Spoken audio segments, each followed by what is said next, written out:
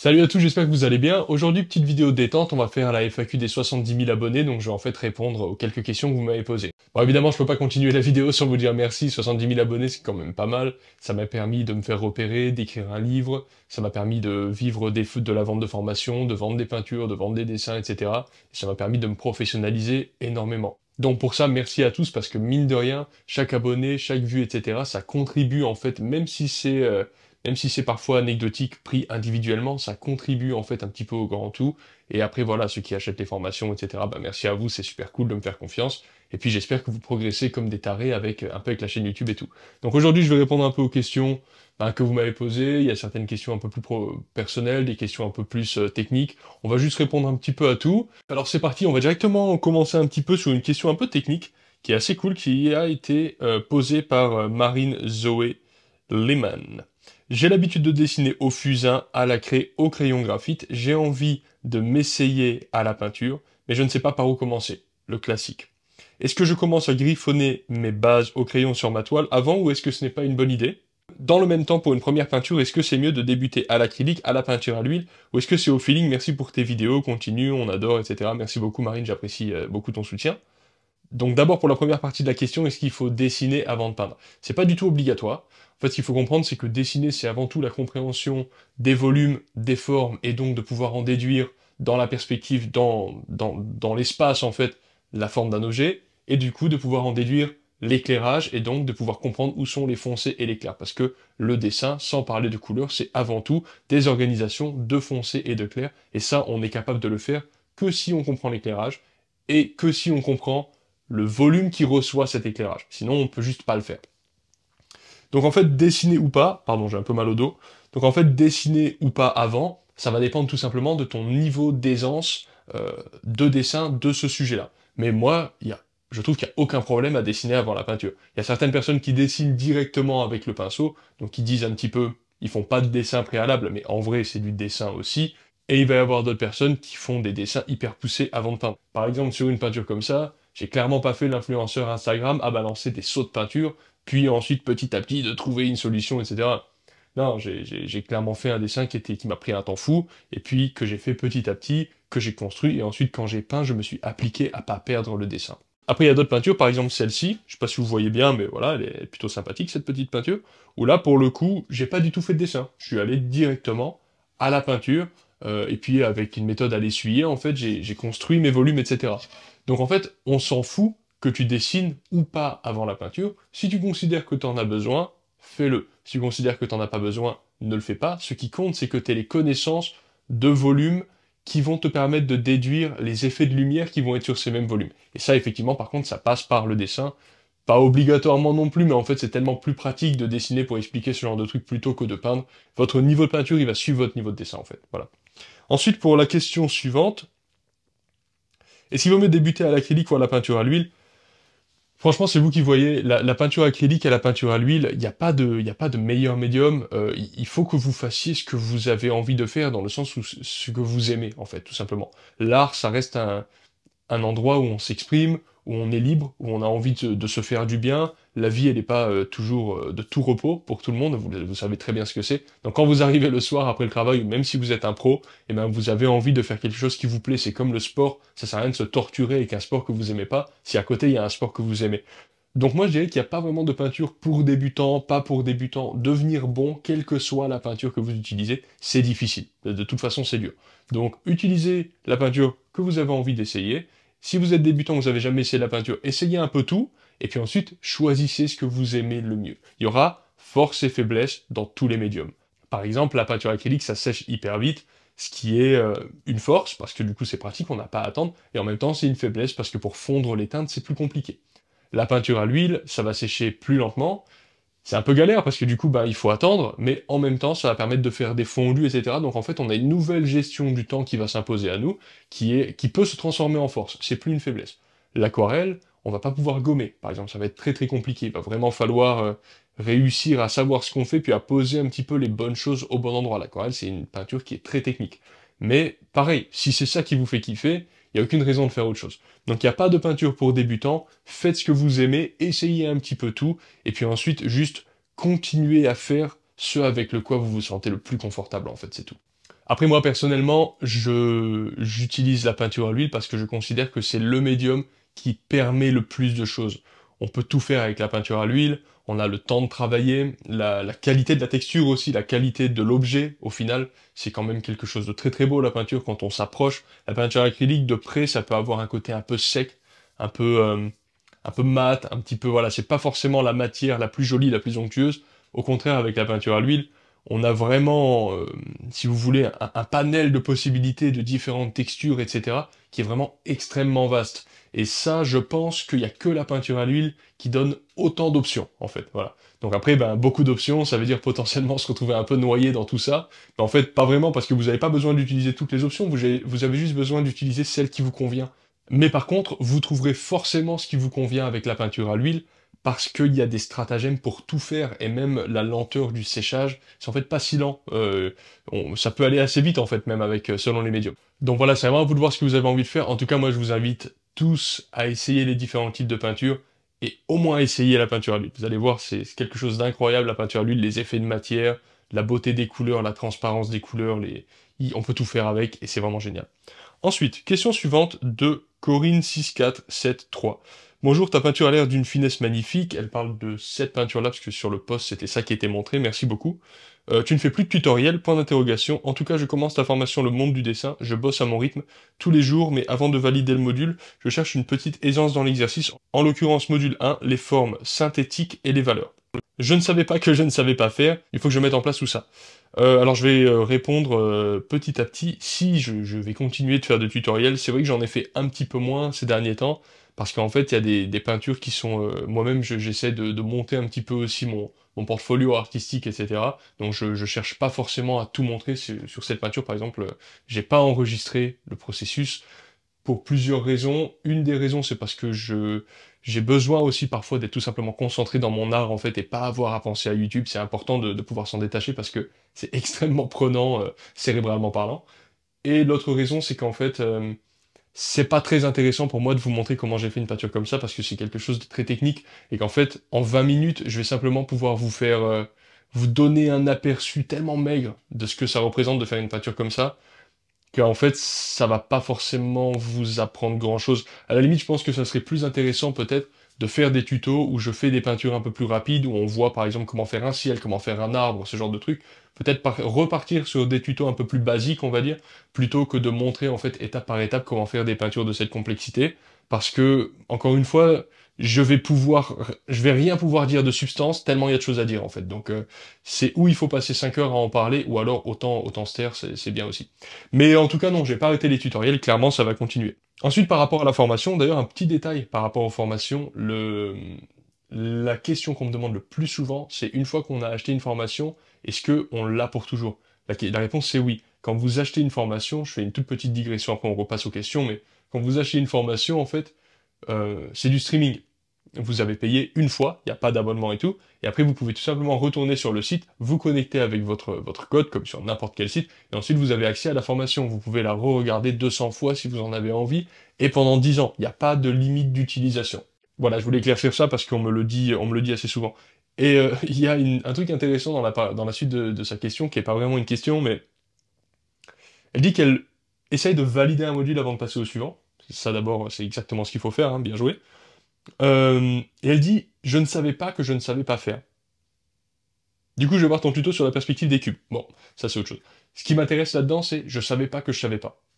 Et ça, c'est quelque chose d'extrêmement courant, parce qu'il y a beaucoup de dessinateurs qui sont capables de faire des résultats très intéressants de façon, dirait-on, intuitive en fait. C'est-à-dire que on n'a pas besoin d'avoir des connaissances de fou pour faire des dessins sympas et des peintures sympas.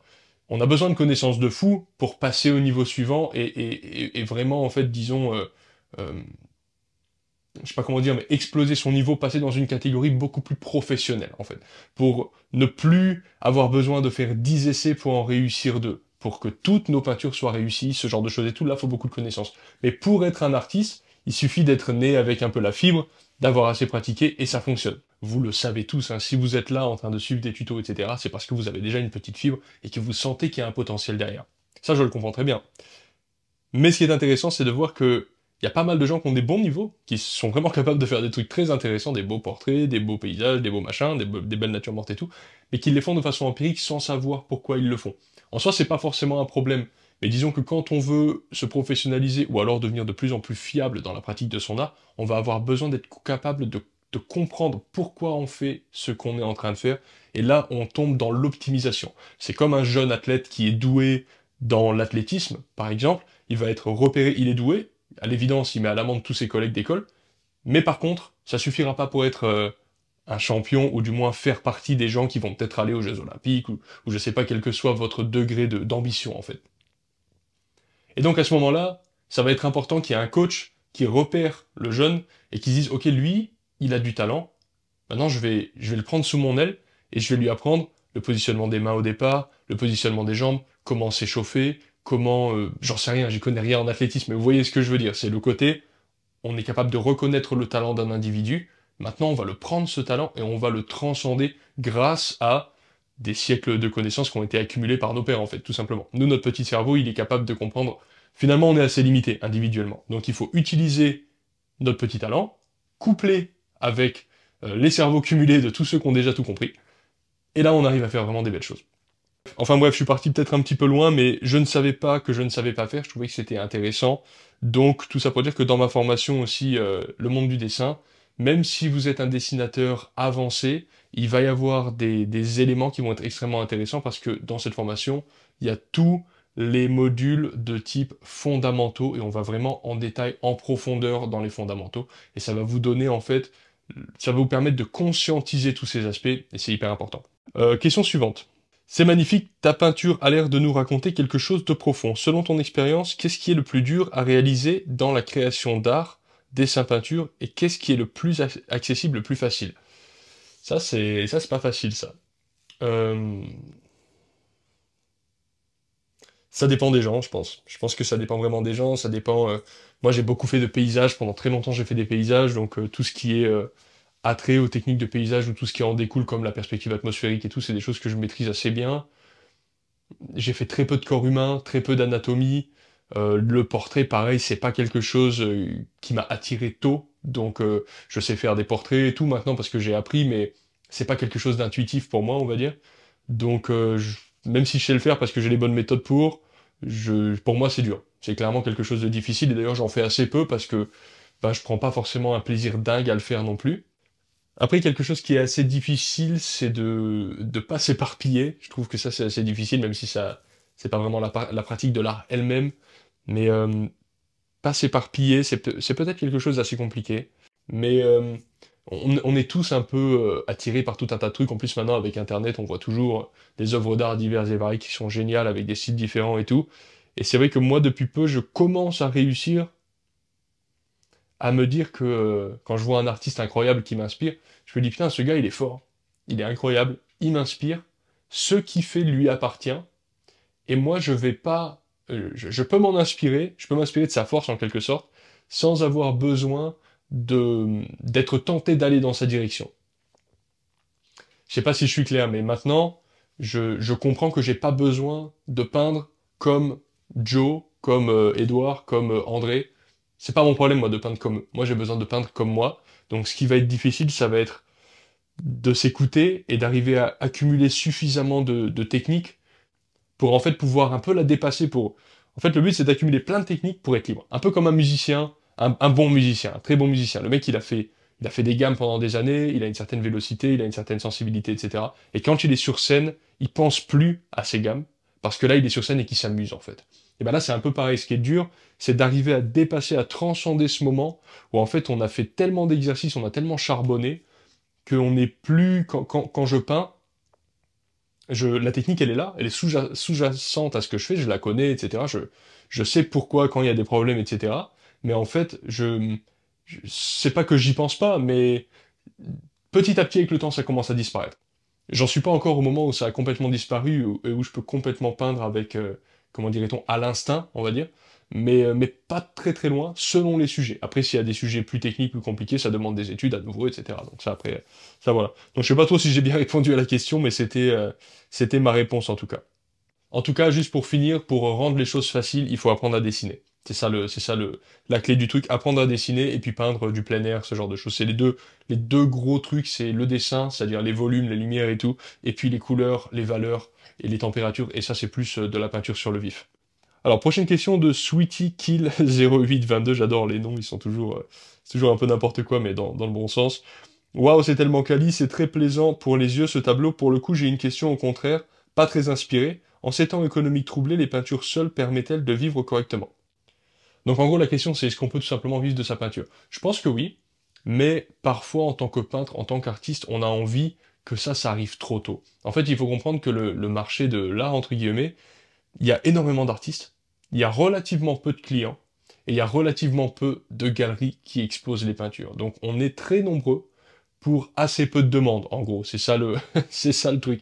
Et ça, en général, c'est pas très bon pour le business. Donc ce que ça veut dire, à moins que vous ayez des connexions, etc. Là, je parle vraiment si vous n'avez pas forcément les connexions qu'il faut ou l'héritage qu'il faut d'une certaine façon ou d'une autre, ou que vous n'êtes pas un académicien et tout, si vous êtes juste un artiste autodidacte qui essaye d'en vivre. Mais souvent, moi, ce que je vois, c'est des gens qui essayent d'en vivre trop tôt parce ils ont pas encore ils ont pas encore un niveau d'art mature, en fait. C'est-à-dire leur art, il est encore trop lacunaire, il y a encore trop d'erreurs ici et là, etc.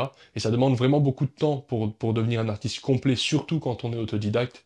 Et effectivement, parfois, on a tendance à vouloir trop se focaliser sur la question business, surtout avec les réseaux sociaux et tout, en mode, ah, il faut poster tout le temps et tout, alors qu'en fait, le cœur du sujet, c'est votre art. Après, moi, je vous parle là d'art qui tend à être réaliste, donc il y a un niveau objectif dans le réalisme, c'est pas que du concept. Après, si vous faites de l'abstrait ou de l'art conceptuel, etc., là, c'est d'autres paramètres que je ne connais pas, qui m'intéressent assez peu, faut être honnête. Et pour la question de l'art réaliste, qui tend à être réaliste ou un peu classique, ou l'illustration, etc., là, clairement, il va y avoir une notion de niveau technique qui va être importante, et souvent, on a envie d'en vivre avant d'avoir coché les cases du niveau technique, et de pouvoir en fait se libérer de la technique pour en fait être vraiment à même d'exprimer sa sensibilité, etc., un petit peu comme je disais tout à l'heure. Bon voilà, c'est un peu ça l'idée. Donc en gros, soyez pas trop pressés d'en vivre, travaillez comme des malades, atteignez un niveau de fou furieux, et ensuite, normalement, si vous arrivez à vous exposer un petit peu, il va y avoir des gens qui vont repérer, etc. Mais une chose après l'autre. Alors, autre question de Mathilde Deutelosi 5752. Bonjour Marc, exceptionnel. J'ai vu dans tes vidéos que tu parlais souvent des médiums alkydes type liquin. Utilises-tu ce médium dans toutes les étapes de ta peinture, en variant la quantité de médium selon les étapes où tu te trouves? Et si oui, qu'est-ce qui te plaît dans ce médium? Merci beaucoup et encore bravo, c'est sublime ici. Merci beaucoup Mathilde, c'est sympa, j'apprécie le soutien. Alors, parlons un peu du médium alkyd. Le médium alkyd, le liquin, moi j'utilise du liquin. Donc le fait de dire alkyd, en fait, c'est une résine que vous mélangez avec de la peinture, et c'est une résine qui vient de... C'est du plastique, en fait. Je sais pas exactement ce que c'est, je suis pas chimiste, mais en gros, c'est une résine dite alkyd, mais en fait, c'est un dérivé du pétrole, il me semble. À voir, dites-moi si c'est pas le cas. Et moi, j'utilise du liquin, et c'est tout simplement le nom du médium alkyd de chez Winsor & Newton. Le liquin, il y en a trois types.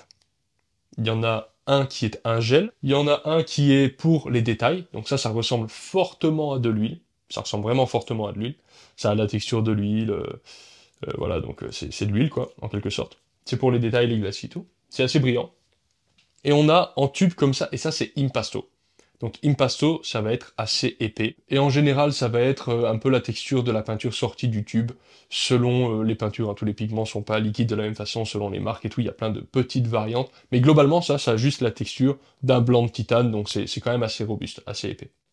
Et effectivement, j'utilise que ces médiums. En fait, plus le temps passe, plus j'utilise que ça, tout simplement parce qu'ils sont extrêmement permissifs, en fait, et que vous pouvez... ça sèche extrêmement vite, donc en fait, vous faites une couche maintenant, selon comment vous allez la diluer, etc., ce soir elle est sèche, ou alors demain. Moi en général je peins pas deux couches dans la même journée, je fais le lendemain, mais au toucher en tout cas le soir elle peut être sèche. Vous pouvez avec le médium impasto mettre même de la matière, et le lendemain c'est sec, c'est vraiment sec, hein, c'est pas un peu mou ou quoi. C'est aussi extrêmement solide, parce que les résines alkydes sont extrêmement résistantes. Donc si par exemple vous faites une couche de peinture, et que le lendemain vous en faites une seconde, et que vous l'aimez pas, vous prenez par exemple de l'essence minérale, de l'essence de pétrole pour l'effacer, il n'y a aucun risque que la couche précédente se décolle. Parce qu'effectivement, quand on utilise des médiums traditionnels, si on commence à trop frotter avec du white spirit, quoi, en gros, sur la peinture, à un moment donné, elle va partir, la peinture. Alors ça dépend des médiums traditionnels et tout, le médium flamand, par exemple, c'est plus résistant, mais en gros, ça reste quand même plus fragile. Le médium altite, c'est du costaud. Il y a aussi un autre avantage, c'est que ces trois médiums sont interchangeables. Tu peux par exemple avoir un peu des trois, et puis bidouiller ta texture un peu comme tu en as besoin. Tu peux tout à fait utiliser d'abord celui liquide et ensuite mettre un peu du impasto par-dessus, ce genre de choses. Donc c'est quand même extrêmement pratique. Moi, j'ai jamais eu de problème de craquelure, j'ai jamais eu de problème de peinture qui se décolle, j'ai jamais eu de problème de peinture qui perle à la surface de la précédente couche. C'est juste en fait simple d'utilisation, ça colle pas, c'est mat. C'est pas forcément mat, celui pour les détails il est plutôt brillant, mais je veux dire ça colle jamais. Des fois avec les médiums traditionnels on peut arriver à faire avoir des couches qui pèguent un petit peu ce genre de truc. Alors évidemment c'est comme tout, avec suffisamment de maîtrise on va pouvoir avoir des médiums traditionnels qu'on maîtrise parfaitement, et moi fut un temps j'utilisais que du médium flamand, et c'est vrai que c'était très beau, c'est un très beau médium, très agréable et tout, mais c'est moins permissif, ça sent très fort aussi, voilà.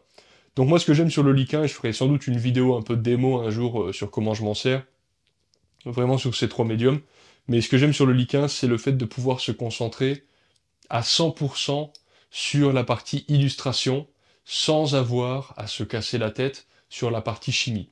J'ai lu des bouquins sur la peinture à l'huile, sur la chimie, sur tel et tel médium et tout, c'est très intéressant, le côté chimique de la peinture, mais moi, sans dire que ça m'intéresse pas, j'ai juste pas trop le temps de me focaliser dessus, et j'ai juste envie de peindre, et d'avoir des outils qui fonctionnent, qui sont fiables, qui fonctionnent toujours de la même façon, etc. Donc ça c'est extrêmement pratique. Donc voilà, je dirais que la première qualité de ces produits-là, c'est le côté ultra pratique. Si vous voulez un autre médium alkyd d'excellente qualité, il y a le Galkyd aussi, c'est la marque Gamblin. Et là, ça va être beaucoup plus huileux, et surtout, ça va mettre plus de temps à sécher, et ça va avoir une plus belle texture. Le côté un peu regrettable du médium des liquins de façon générale, c'est la beauté de la matière finale, en quelque sorte. C'est vrai qu'un beau médium fait avec de la sandolie et puis de la térébenthine de Venise, ou avec du baume de Venise, pardon, ce genre de choses, je suis d'accord, le médium il est plus beau, clairement il est plus beau, mais voilà, c'est un peu moins permissif, c'est un peu plus galère, ça sent fort. Moi je peins dans ma maison, j'ai une pièce dédiée, mais je veux dire, j'ai pas un atelier à l'extérieur de ma maison dans lequel peindre qui fait 50 mètres carrés avec des fenêtres de partout. C'est vraiment cool parce que aussi ça rend la pratique de la peinture un peu discrète d'un point de vue des odeurs. Bon, c'est un peu secondaire pour moi cet avantage, mais mine de rien c'en est un quand même. Alors la prochaine question, toujours sur cette peinture, joli travail, la question de, pardon, Olivier Launay 3535. Joli travail, j'aime beaucoup les couleurs. Tu as mis combien de temps pour faire ce tableau? Alors déjà, il n'est pas fini là. Il y a encore pas mal de travail à faire, je pense. Notamment pour resserrer un petit peu la lumière, augmenter le point focal et tout. Mais j'ai mis... J'en sais rien. En fait, je sais pas. Je sais pas, ça fait 3 semaines que je suis dessus. Et j'ai pas compté. J'ai pas compté, je compte pas en général combien de temps je mets. Mais bon, à vue d'œil comme ça, je dirais peut-être 50 heures, quoi, quelque chose comme ça. Ça prend quand même quelques dizaines d'heures à faire, hein, et ça pourrait prendre beaucoup plus de temps. Après, c'est pas extrêmement, ça paraît peut-être détaillé pour vous de loin, mais en vrai de près, c'est pas forcément extrêmement détaillé. Alors, autre commentaire d'un nom que je ne peux pas voir. Merci à toi Marc, une preuve évidente, pas besoin de faire les beaux-arts. Très bon tuto comme tu fais, et beaucoup de travail. On peut devenir très bon peintre. Est-ce que tu vas encore faire des tutos? Alors, je vois que ouais, c'est pas la première fois que vous me parlez de tutos. Je vais en faire d'autres, vous inquiétez pas. Pour la question de, il n'y a pas besoin de faire les beaux-arts. Oui et non, en fait. Il n'y a pas besoin de faire les beaux-arts, il n'y a pas besoin d'aller en école d'art, pour une raison qui est simple, c'est que, à l'heure actuelle, on a accès à Internet, des tonnes de formations en ligne, et puis des tonnes de bouquins hyper intéressants écrits par les meilleurs artistes du monde en un clic sur Amazon. C'est ça la réalité des choses. Donc c'est pas non plus autodidacte en mode je suis dans ma chambre et je fais comme je peux, voilà. Non, il y a une vraie notion d'apprentissage, juste personne me force à lire un bouquin, c'est moi qui le fais par moi-même, mais au final, même si j'ai pas fait les beaux-arts, j'ai quand même une grosse base théorique que j'ai appris d'autres personnes, c'est pas moi qui les ai trouvées. Donc c'est pas la même chose, mais d'une certaine manière, un peu quand même. Ensuite, moi, ça m'aurait pas gêné de faire les beaux-arts, et si typiquement, à l'heure actuelle, je pouvais le faire, je serais très chaud pour m'inscrire à une école d'art académique pendant quelques années, typiquement l'art académique de Florence, ou alors une école de concept artiste, etc. Ça m'intéresserait. Il se trouve que c'est pas possible en ce moment pour moi de partir comme ça pendant 2 ans à Florence, mais c'est quelque chose qui pourrait vraiment me tenter pour m'immerger encore plus dans une pratique de l'art qui serait encore plus pointue, encore mieux faite, etc. Alors, question suivante de 52-44, comment elle fait pour arriver à ce niveau-là? Eh ben, j'apprécie. En fait, comment j'ai fait pour arriver à ce niveau-là? Déjà, le truc, c'est juste d'apprendre, en fait. Moi, avant, je peignais de façon instinctive, etc. C'était très sympa, je me régalais, j'ai ma foi fait des peintures très jolies, sans avoir de connaissances théoriques. Mais en fait, ce qui se passait, c'est que j'avais besoin d'en faire 10 des peintures pour en avoir entre 2 et 4 qui sortaient du lot. Actuellement, grâce aux connaissances théoriques, c'est plus sur 10 peintures, je vais en faire 8 des jolies. Il y en a toujours qui sont plus jolies que les autres. Mais je veux dire, il y a une notion de fiabilité qui s'inscrit, et cette fiabilité-là, c'est un marqueur fort du professionnalisme, en fait. C'est pas simplement le fait de faire des belles peintures, c'est le fait de faire constamment une peinture qui va être d'un certain standard, on va dire. Après, il y a 10 fois meilleur, hein. Déjà vivant, il y a 10 fois meilleur, et quand on voit les œuvres d'art historiques, on est vraiment tout petit, tous les artistes contemporains, on est nuls, quoi. Clairement, en comparaison du niveau historique, on est vraiment nuls. Il y a pas très longtemps, j'étais à Venise, c'était sympa, et on voit même pas forcément que la peinture, hein, bien sûr, mais tout ce monde de l'art classique d'une certaine époque sur lequel on crache joyeusement parce que maintenant c'est galvaudé, que c'est un truc de vieux réactionnaire. La vérité, c'était qu'il y avait un savoir-faire de malade et que quasiment plus personne n'a ce savoir-faire. Ça, malheureusement, c'est comme ça. Il y en a encore quelques-uns, il y a encore des milieux classiques en Russie, en Italie, bien sûr, et puis encore des milieux classiques en Asie également. Mais de façon globale, c'est quand même quelque chose qui se perd. Et faut remettre un peu les choses en perspective. Moi, j'ai un niveau de peinture qui est sympa, j'en suis content, et je continue à progresser, etc. Mais enfin, moi en tout cas, je suis un Playmobil comparativement au très très fort actuel. Le niveau actuel est très élevé, hein, il y a des très très bons artistes, et encore plus un Playmobil comparativement au niveau classique en fait. Et ces gens-là, c'était pas des surhommes, c'était des hommes aussi, c'est juste qu'en fait, je sais pas trop comment ils faisaient, parce que sinon je serais là aussi, mais j'imagine qu'il y avait un mélange entre une discipline beaucoup plus dure, déjà, ça à mon avis c'est vraiment une notion, il y avait probablement une notion beaucoup plus grande du sacrifice envers ce que tu aimes, de sorte à pouvoir produire quelque chose. Donc Arménie avait vraiment une dimension de sacrifice pour la transcendance de l'art, en quelque sorte, que nous, on n'a pas trop. Maintenant, on n'est plus trop dans le domaine du sacrifice, on est plus dans le bien-être, le côté il faut que ce soit agréable de faire de la peinture et tout. Je pense que le côté développement personnel en 1700, c'était pas très courant. À mon avis, c'était beaucoup plus une démarche je dirais pas sportive, mais une démarche où on va rechercher des performances au détriment de soi. Voilà, au détriment de soi. Et je pense que c'est une bonne chose, parce que finalement, ça permet aussi de sacrifier sa vie pour une cause plus grande, ce qui est quand même un concept assez beau, finalement. Et après, ben, quelle que soit la cause de chacun, ça, chacun sa passion, chacun son délire, chacun son domaine. Mais moi, j'essaye de peut-être pas de sacrifier, mais de trouver un petit peu cette espèce de plaisir dans, je sais pas comment dire, un peu comme un marathonien qui court très longtemps, qui est fatigué, voilà, et qui continue quand même, et qui recommence ça tous les week-ends parce que son délire c'est de faire des marathons. Bon. Et ben, moi j'essaye un petit peu de retrouver ça. Et souvent, je reçois des messages d'abonnés qui m'envoient des messages, par exemple, avec un ou deux dessins, des portraits, des têtes loumis, des trucs. Là, je vais parler des cas qui sont vraiment des débutants, très très débutants, et qui me disent, ah, j'ai essayé, j'y arrive pas. Il dit, mais combien t'as fait de dessins? Ah, ben, j'en ai fait deux ou trois. Ah oui, mon gars, forcément que tu arrives pas. À un moment donné, il faut être réaliste. Donc en fait, pour avoir un niveau, on va dire, moyen, faut déjà beaucoup travailler. C'est déjà énormément de travail. Et pour avoir un niveau d'excellence, alors là, on n'en parle même pas, c'est quasiment impossible. Mais pour avoir ne serait-ce qu'un niveau au-dessus de la mêlée, c'est déjà très dur en fait. Donc ça, c'est vraiment très très important. Si vous me regardez et que vous avez du mal à voir des progrès, demandez-vous vraiment combien des progrès, par exemple, en dessin sur le portrait, c'est le truc le plus populaire. Donc admettons, vous avez du mal à faire des têtes Lumi, les volumes de base, etc. Combien de cahiers de dessin vous avez remplis? Un, deux, la moitié d'un, trois cahiers peut-être, si vous êtes déjà bien. C'est des dizaines de cahiers qu'il faut remplir. Moi, des cahiers de dessin remplis, j'en ai une pile, une vraie pile. Et il y a des gens qui ont plusieurs piles. J'en suis pas là parce que je peins beaucoup, donc je dessine moins que les dessinateurs. Mais il y a vraiment une notion de acheter des cahiers de dessin et vous les remplissez. Vous les remplissez, vous les mettez plein. Et vous en achetez un autre et vous le remplissez. Mais pas en 5 ans. Vous remplissez des cahiers de dessin. Genre, ça fait partie de votre pratique quotidienne, en fait. Et en fait, c'est là que vous allez commencer à avoir un niveau qui explose, c'est quand vous allez commencer à voir l'intensité de votre pratique. Souvent, on a l'impression qu'on fait beaucoup, mais on fait pas beaucoup. C'est ça le truc, en fait. On fait du sport 3 fois par semaine, on a l'impression que on devrait avoir des meilleures performances. Ben non, si tu vas 3 fois par semaine, eh ben t'es juste un pratiquant lambda, dans une salle de sport lambda. C'est normal, en fait. Si tu veux avoir des vraies performances, il va falloir connaître la diététique, connaître l'anatomie, avoir un coach peut-être. Enfin voilà, il y a tout un cocktail en fait à mettre en place, mais clairement, il va y avoir vraiment une notion de commitment, on dirait en anglais, d'engagement vis-à-vis de ce qu'on a envie de faire.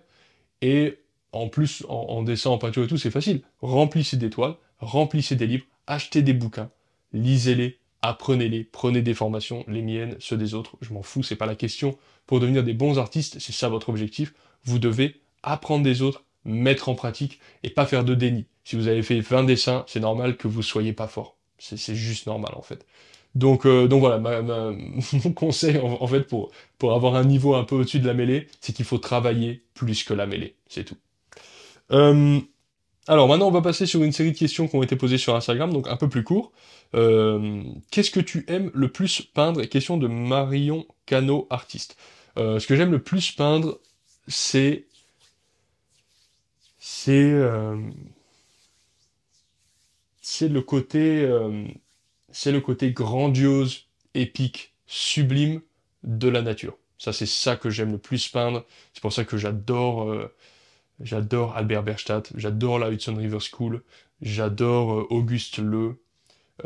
Et à l'intérieur de ça, j'adore l'architecture et j'adore les ruines, le temps qui passe, les catastrophes naturelles, les désastres.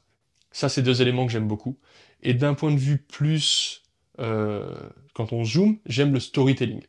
J'aime quand il se passe quelque chose, une action, quand il y a une action et qu'on arrive à comprendre un petit peu, ah, tiens, les personnages, ils bâtissent un truc, ou ils découvrent un endroit, ou des animaux qui se battent, ce genre de choses. Donc, ça, c'est un truc que je trouve intéressant. Je suis pas un énorme fan de portraits, que ce soit le portrait direct de visage, ou alors juste le portrait d'un animal, ou le portrait d'une feuille, ou un truc comme ça, parce que je trouve que ça raconte pas grand-chose. C'est mon interprétation du truc, vous n'êtes pas obligé d'être d'accord avec ça. Personnellement, je trouve que les zooms sur les éléments racontent peu de choses.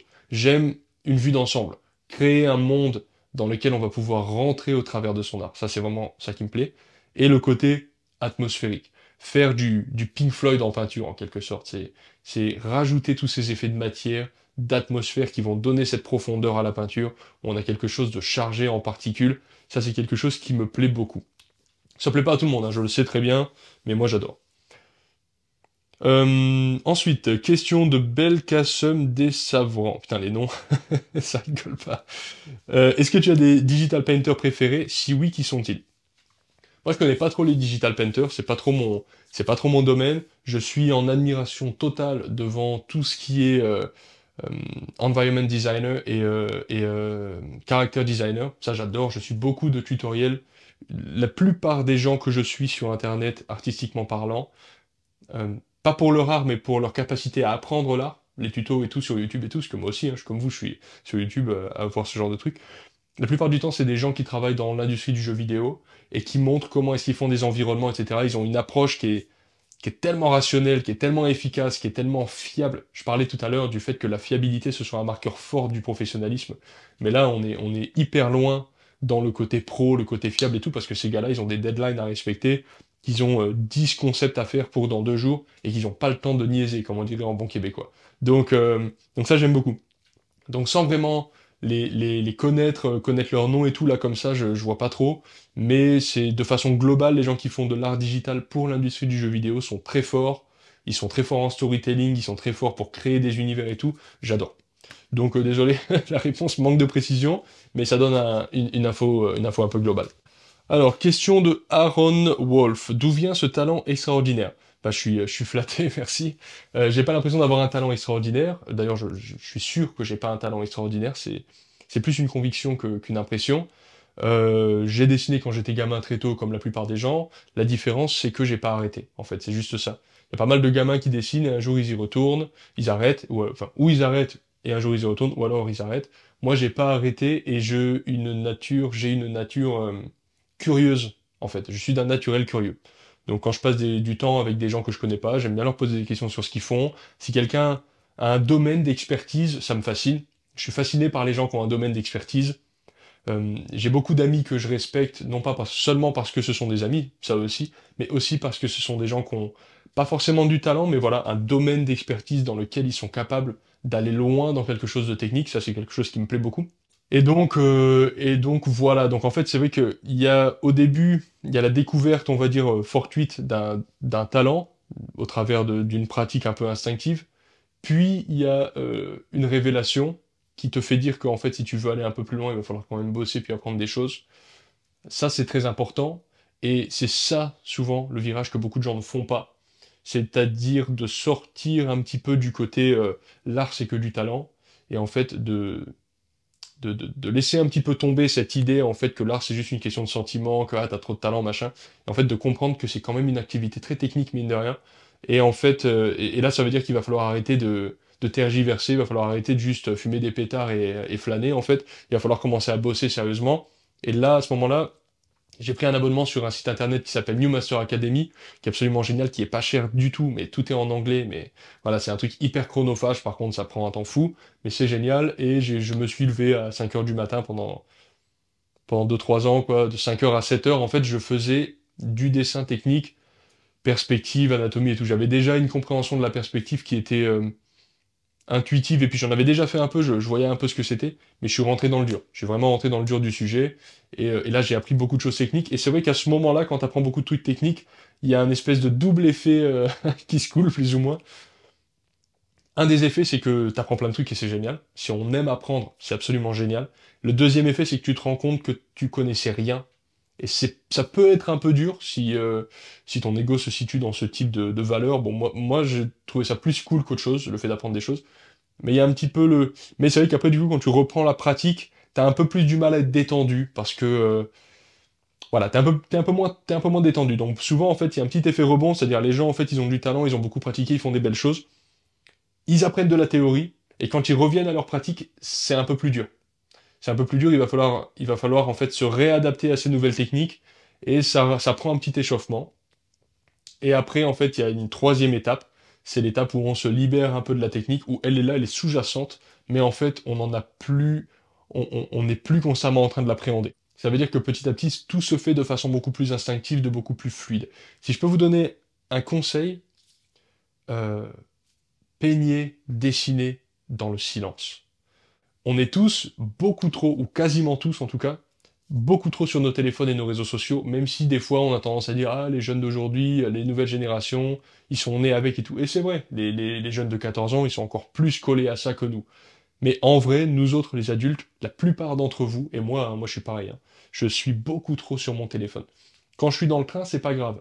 Quand je suis en train de dessiner, ça me distrait, et en fait ça enlève complètement ma concentration, et même le plaisir en fait. Donc moi aussi, j'écoute un peu de la musique, j'écoute des podcasts, des sujets qui m'intéressent, etc. Des trucs qui ont parfois rien à voir avec la peinture quand je dessine, quand je peins.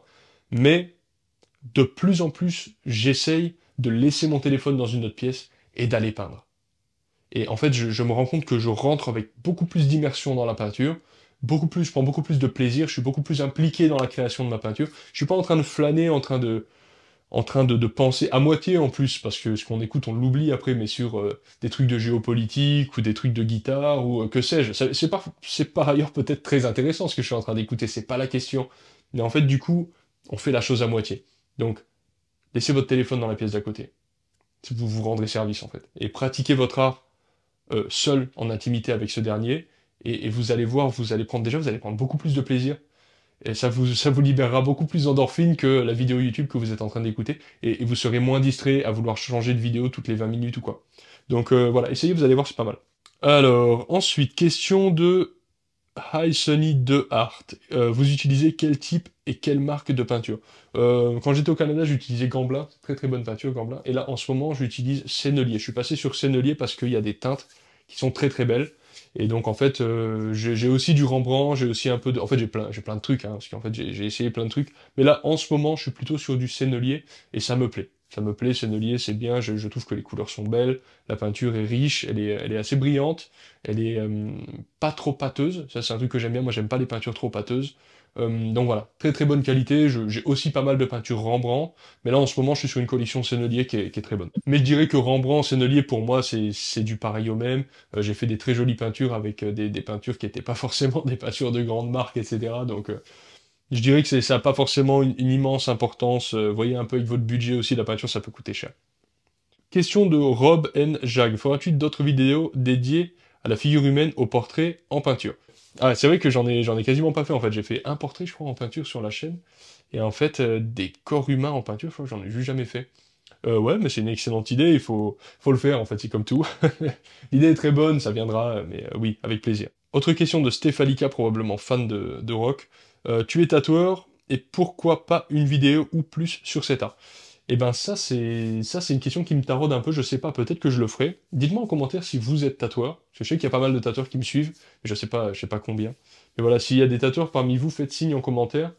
Peut-être, voilà, pas impossible, alors pas forcément des trucs tuto, ça serait pas du tutoriel, euh, ça serait pas du tutoriel pour tout un tas de raisons, mais par contre, oui, faire des vidéos sur le sujet, ça peut être intéressant, ou peut-être plutôt des intervenants, parler, j'ai des copains tatoueurs qui sont très bons, des très bons artistes ça pourrait être intéressant d'avoir leur point de vue sur la question, etc. Donc je suis pas fermé à l'idée, mais pour le moment, c'est pas le projet, et puis ça sera pas des tutos, ça c'est clair. Ensuite, question intéressante en plus, de Anna Cenchelli. Quelle a été l'œuvre que tu as réalisée qui t'a pris le plus de temps? Eh ben en fait, je l'ai pas avec moi là, mais la peinture qui m'a pris le plus de temps, je crois que c'était ma deuxième peinture. Et en fait, elle m'a pas pris du temps parce qu'elle est grande ou parce qu'elle est particulièrement bien faite. Elle m'a pris du temps parce que je savais pas ce que je faisais. En fait, je tournais en rond beaucoup. Et ça, c'est quelque chose, ce sera un bon dernier point avant de clôturer cette FAQ. Ça, c'est quelque chose qui est hyper important. Je me rappelle, avant, plus trop maintenant, mais avant, je faisais que du paysagisme. Mais je voulais, par exemple, des montagnes de loin, au loin, qui étaient super détaillées. Et en même temps, je voulais énormément d'atmosphère. Et en même temps, je voulais euh, des couleurs froides, et en même temps, je voulais que ce soit le coucher du soleil. Et en même temps, je voulais euh, voir des choses en plongée, et en même temps, je voulais voir... Enfin, tout se confondait, en fait. Je voulais tout faire. Et vu que j'avais pas beaucoup de peinture à mon actif, chaque peinture, pour moi, c'était une montagne, un petit peu. Que ce soit en matière de travail ou juste en matière de satisfaction à la fin, j'avais l'impression d'avoir gravi une montagne à chaque fois que je finissais une peinture. Et en fait, je me suis rendu compte avec le temps il fallait choisir, en fait. Il y a des choix à faire. Quand tu fais une peinture quelconque, prenons l'exemple d'un paysage juste pour le bien de l'illustration, il va falloir choisir, est-ce que tu veux un coucher du soleil, enfin une heure, genre il est 19 heures, ou est-ce que tu veux qu'il soit midi? Ça peut pas être les deux à la fois, en fait. Est-ce que tu veux une montagne qui est très très forte dans la brume, ou est-ce que tu veux une montagne extrêmement détaillée? Bah c'est pareil, il va y avoir des choix à faire en fait. Donc le problème de cette peinture, moi, c'est qu'en fait j'avais tourné beaucoup en rond, et en fait c'est ça qui est long en fait. Ce qui est long, c'est de faire des erreurs qu'on corrige par d'autres erreurs. C'est ça qui est très long. Donc un des remèdes à ça, c'est de peindre plus de peinture, plus de quantité de peinture. Pas forcément constamment vouloir passer 500 heures sur une toile. 500 heures, c'est beaucoup, mais je veux dire, il y en a qui le font. Mais pas forcément vouloir passer même 100 heures. Peut-être passer une après-midi. Et puis demain, on en fait une autre. Et demain, on en fait... Et puis dans une semaine, peut-être vous la reprendrez. Et puis parfois, faites-vous plaisir et faites une toile qui va prendre plus de temps. Mais ce que je veux dire, c'est que pour éviter de tourner en rond, il faut faire des choix. Et ces choix, idéalement, vous les faites avant le fait de peindre. Vous peignez pas sans savoir où vous allez. Ou alors, si vous peignez sans savoir où vous allez, c'est pour vous amuser, créer des idées, etc. Dans le cadre d'une autre pratique, ça peut être intéressant aussi de jouer avec son instinct. Il n'y a pas de souci avec ça. Mais en gros, le message que je veux faire passer, c'est juste que ce qui est long, c'est de tourner en rond, parce que faire un truc où on sait où on va comme cette peinture, finalement, elle m'a pris peut-être 4 fois moins de temps que cette petite peinture qui était même pas en format A4, qui est beaucoup moins jolie, qui est pas moche, mais qui est beaucoup moins jolie, et j'avais moins de technique, je savais pas où j'allais et tout, et finalement elle est chargée d'informations, mais pas dans le bon sens, elle est surchargée d'informations. Parce que j'étais inspiré par les grands peintres de la Hudson River School, et où sur leur peinture, effectivement, il y a tout. Il y a de l'atmosphère, du détail, de la profondeur, du storytelling, patati patata, mais c'est les meilleurs peintres du monde, historiquement. C'est les meilleurs peintres historiques en paysage. Donc forcément que c'est trop compliqué, en fait, d'arriver là, d'arriver à ce niveau. En tout cas, c'est trop compliqué quand on a fait 3 peintures. Après, on verra, dans 15 ans, peut-être que j'y arriverai. Mais pour le moment, à l'époque, en tout cas, c'était trop dur. Aujourd'hui, je pourrais probablement, j'arrive à me rapprocher un petit peu plus de ce type de résultat, c'est-à-dire où on commence à avoir un résultat un peu plus professionnel, mais je reste à des années-lumière de ces gars-là. Et ce qu'il faut comprendre, c'est que justement, c'est pour éviter de tourner en rond, vous allez devoir comprendre pourquoi ce que vous faites n'est pas la bonne chose. Et pour comprendre le pourquoi du comment, eh ben, il faut le théoriser un petit peu, et pour le théoriser, il faut l'apprendre, et pour l'apprendre, il faut acheter des bouquins, regarder des vidéos comme vous le faites, etc. Bon, j'ai beaucoup parlé, j'espère que ça a été sympa, en tout cas, merci encore pour le soutien que vous m'avez apporté. On continuera à faire des vidéos tuto, tout un tas de trucs, faites des suggestions dans les commentaires si vous en avez envie, et puis à la prochaine, bye.